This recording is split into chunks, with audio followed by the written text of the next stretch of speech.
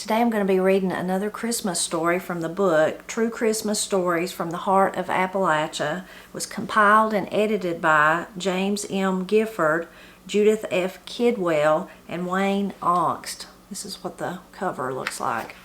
So today's entry that I'm going to read is 1929, Christmas in a One-Room School. And it was written by Cradis D. Williams, and it's an excerpt from his book, I Become a Teacher. Our school had never had a Christmas tree. I proposed one.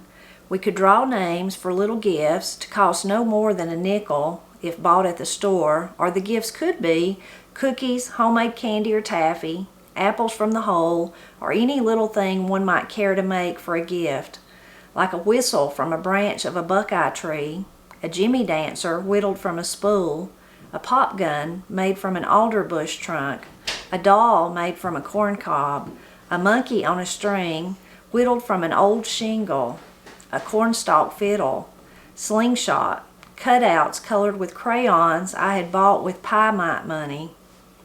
For the tree to have meaning, everybody should want to give something. If the children should be interested, they could talk with their parents about it, and we would then decide whether we should attempt to have one. Interest in a Christmas tree was keen. Everybody wanted to participate. We discussed how the tree should be decorated. Children brought colored pictures of Christmas trees they found in Sears Roebuck and Montgomery Ward catalogs. We could not have candles on our tree or lights of any kind, but we could decorate it with whatever we thought we could create that would help make it festive. Girls strung popcorn on threads. Boys gathered red haws, wahoo berries, wild rose apples for the girls to thread. Children collected tinfoil for wrapping sycamore and swampwood balls to hang on the tree. Someone brought sage apples to hang on it. Colored pictures of Santa Claus were pasted to cardboard. Sticks of wood and cuttings from stickweeds were wrapped with twists of paper. Red bells were made from crepe paper. Imitation candles with yellow flame-like flags pinned in the top were anchored to cardboard discs to be placed here and there on the tree. A cardboard cylinder with a star covered with tinfoil was prepared for the top of the tree. Gold and silver glass beads as big as marbles dangled at the ends of knotted strings to be tied to twigs. One of the boys had his father help him make a base for the tree, a cross of wood with angle supporters. The cross would be nailed to the floor and the angle supporters to the tree from 4 directions.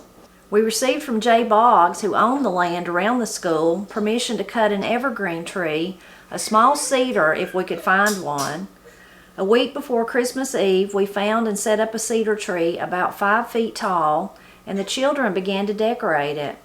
So much decoration was needed, though, that they decided to decorate only 2/3 of its circumference, since no one would be seeing the third of it turned toward the corner of the room. One of the girls brought a bed sheet to go around the base of the tree and spread outward for presents that seemed too big or awkwardly shaped to hang on limbs. We would have a Santa Claus. We did not have a red suit for Santa, but I had a Santa Claus beard that could be worn with a red pullover cap. We would want Santa to wear boots, around which he could tie strips of white and red cloth. Then we planned a program to include recitations of poems about Christmas that we had in our readers, and the biblical account of the birth of the Christ child in the manger. I would ask Dick Sturgill to bring his fiddle and play music for us and to be Santa Claus. Parents, children at home, and grandparents could come. I would buy some stick candy, mixed candy, and jelly beans to distribute after Santa had given out the gifts. We selected 2 third-grade boys to be Santa's helpers. We would have our Christmas program at 10 o'clock on Christmas Eve day and dismiss school when the program was over. Although Christmas Eve day was warm, the roads were muddy and a light rain was falling. Everybody came to school that day. Mothers and fathers carrying children too little to walk came along with younger pupils, many of them followed by the family dogs who came inside and sat by their owners.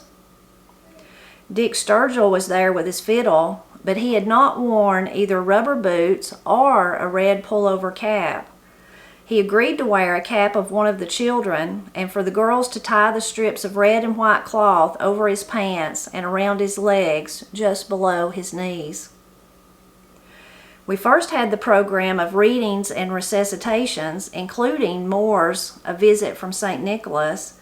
Then came some fiddling, and then, while Dick was in the cloakroom, permitting himself to be dressed as Santa Claus, some singing of Christmas songs and patriotic songs. Dick then appeared as Santa Claus, his red false face with the manila fiber beard somewhat askew because he had not pulled his cap on evenly.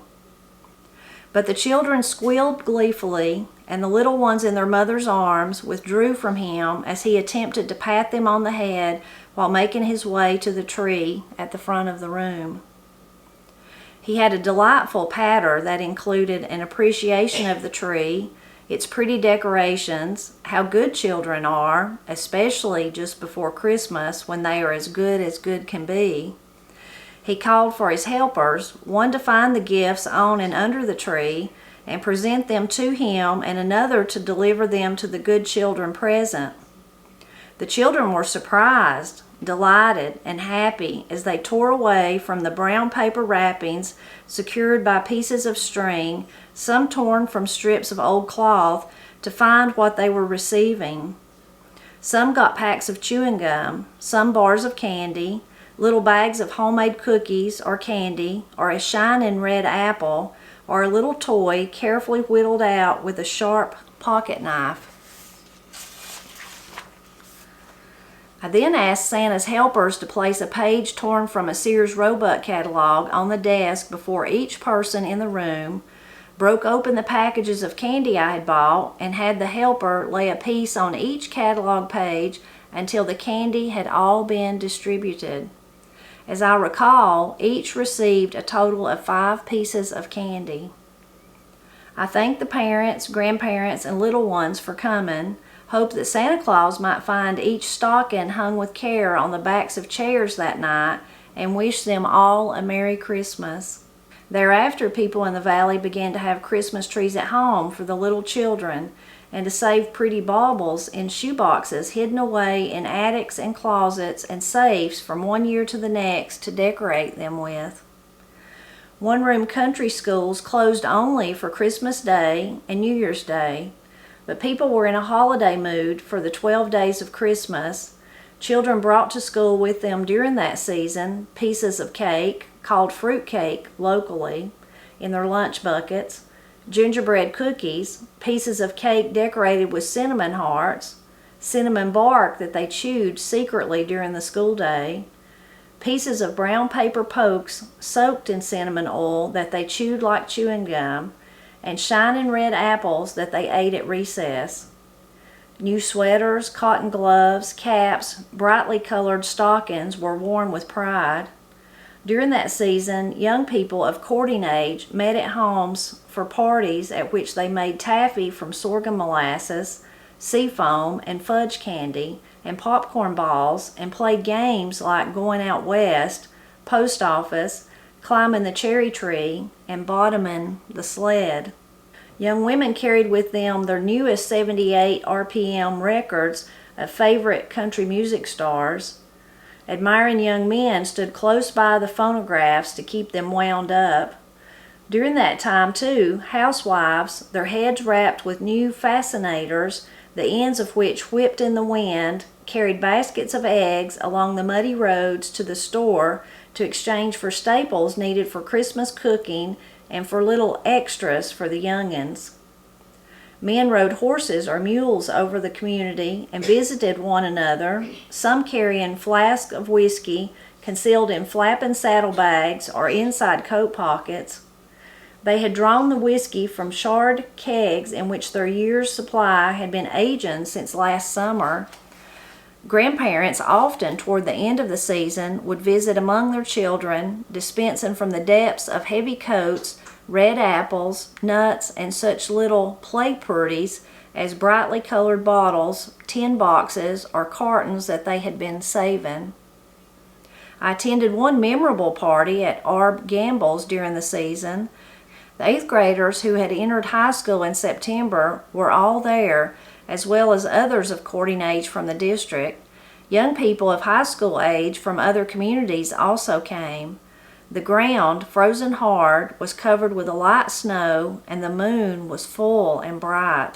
The party had continued to midnight, but one of the more pleasant aspects of the affair was the singing and the cutting of capers we enjoyed as we walked down the frozen road from the Gamble home. Among the happiest was my sister, who had returned for the holidays from Moorhead State Teachers College, where she was a student in the Breckenridge Training School. Sounds like a wonderful Christmas there that he had for his students, and then started it in the whole community. People started having the trees. So many things about this little excerpt that I really loved. Of course, it reminded me of Jesse Stewart. I bet it did a lot of you too. And I need to look for his book about how he became a teacher and see if that would be one that we could read.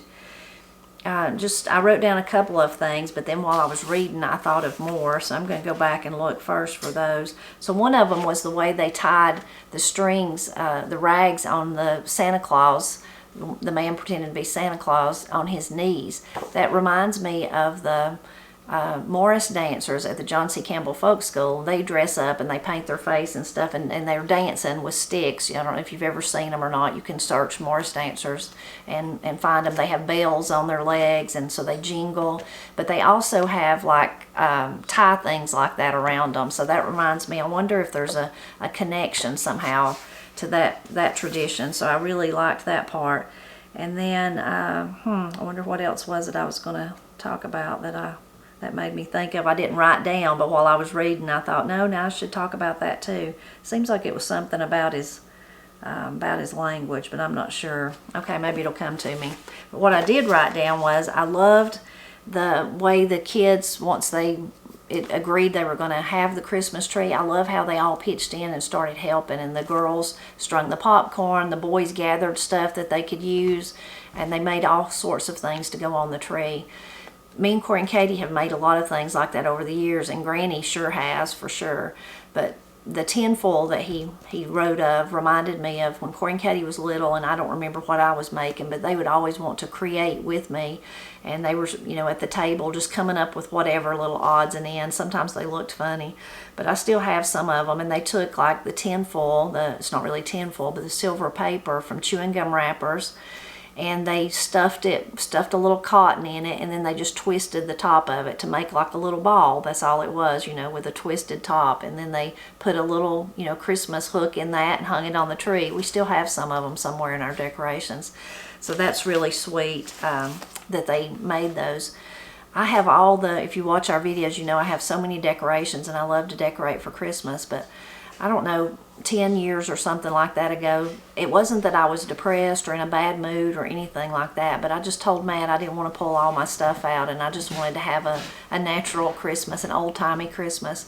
And we went up on the hill, and we found a pine tree, and we brought it back, and we did the popcorn with the thread, and a needle and thread, and we made snowflakes, and we hung them, and we made. He was talking about some of the balls that they wrapped, the natural, like sycamore balls that they wrapped in tinfoil. We got the sweet gum balls, and we dipped them in flour and water, and so that made them look like they were snowy. And it was a real pretty tree, and just had clear white lights on it, and that was it. And that was just the simple one, and I've not done that since then. I thought maybe this year I might do that because of the boys being here. One of them is big enough now to get into stuff, but I ended up, we didn't do that. But that is a good memory. And again, I wasn't depressed or sad or anything. I just was just like wanted to do something different. So maybe we'll do that again someday. And then talking about the tree, so he said they went and hunted a cedar. And when I was growing up, Granny and Pap, until I was a certain age, we always had cedar trees. Is what we would have. More of a cedar bush, if you ask me, especially when we lived at Sherlock's, a little house over in March Creek. That's what we would have. And even after we moved here, then we would have a tree from around here. And the trees that grow mostly here, the pine trees, are white pine, so it's mostly a white pine. Now the thing about white pine trees is they're pretty and they smell good, but they have very sparse limbs on them, and then the limbs they do have are really limber, so when you start putting stuff on them, they just basically fall. Anyway, so I love that picture though of them going out and getting the tree, and things have changed so much. Isn't it interesting that they didn't worry about a stand? The one boy's father did build something, but then they just nailed it to the floor. Just nailed it right to the floor, so it wasn't going to go nowhere. I just love that. It was such a different time, and they looked at stuff differently than we do. And then once they started decorating it, I think the kids probably realized, gosh, it's going to take so much decoration, so they quickly decided they wouldn't decorate the back that was in the corner. We always put ours, most always, it's been a few different places, but most of the time it's in one corner in the living room, and you can't see, there's no way to get around to the back.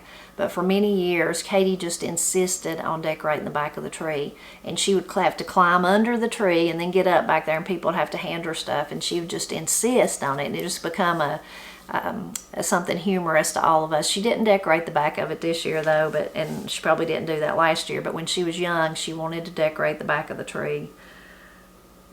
Another interesting thing that's totally changed since those days is that they had their big day on Christmas Eve. Today, none of us would really, I mean, most people have stuff with their family, so it wouldn't be like your school wouldn't be having something on Christmas Eve day. So that's interesting too. Just another thing that has changed. One other thing I thought was really interesting, and this might be what I thought I didn't write down, but I did, but he said when he was telling them thank you and goodbye, he said, I hope that you hang your stockings on your chairs tonight. So that's interesting. Now people in those days, I would think some of them still had fireplaces. Maybe they had wood stoves, but it's interesting. That must have just been the tradition at that time, was to hang them on the chairs. So I thought that was really interesting. And then I loved how he used the Sears Roebuck catalog. They used it, I know you've heard of many uses too, like I have for it, but he used the pages really as plates. So he tore the pages out, got the little boys to put them on every desk, and then sorted out the candy. So I really loved that, just the simplicity of it, and then I guess the usefulness of just using what he had. And then it really interesting when he was talking about after Christmas, how there was still this air of celebration during those 12 days of Christmas, and talked about all those goodies that the kids would bring. But I thought it was fascinating. He said they would chew brown paper bags, pokes, that he's called them pokes, that had been soaked in cinnamon oil. I've never heard of that. Please tell me if you've heard of that. So I thought that was really interesting. Now, Pap did tell me when he was a boy that they chewed pine rosin. They would get pine rosin and chew it for chewing gum. And I remember one time I asked him, I must have been writing about pine rosin or something and all the different uses for it on the Blind Pig and the Acorn, and I asked him about it, and he said they chewed it. And I said, well, was it good?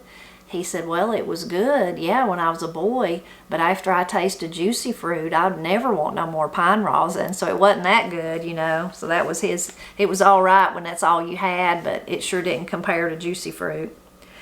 And then there was a couple of things I didn't know, and you probably know more about it than I do, but he talked about the women's hats where they were hurrying up and down the road to sell their eggs, and he said they had fascinators. And I thought, what's a fascinator? I was thinking it was like curlers or something. But I, of course, Googled it, and it was a hat, and it had like different shapes, but they had bows and stuff on them. So I'm sure that was what he was talking about, was trailing in the wind. So I thought that was interesting. And then the games he mentioned, I've never heard of any of those games except Post Office is the only one, but I did like a Google search for the others and couldn't find anything. So if you know anything about those games, please share with us. And I loved the part there at the end that the grandparents during that time would kind of come, and they might stay with this child's family and then this child's family, you know, their children, thinking about them all being grown with their own family, and you can just picture them, said, with those big coats, and they'd pull out play purties. So that's really sweet. I can remember my grandmother saying play purties. That's what she would call toys, you know, where's your play purties? So I really love that. This is really a heartwarming one that we read today. And Cradis I am familiar with him. Not the only book I have of his that I have read is he has a wonderful book, Southern Mountain Speech Book.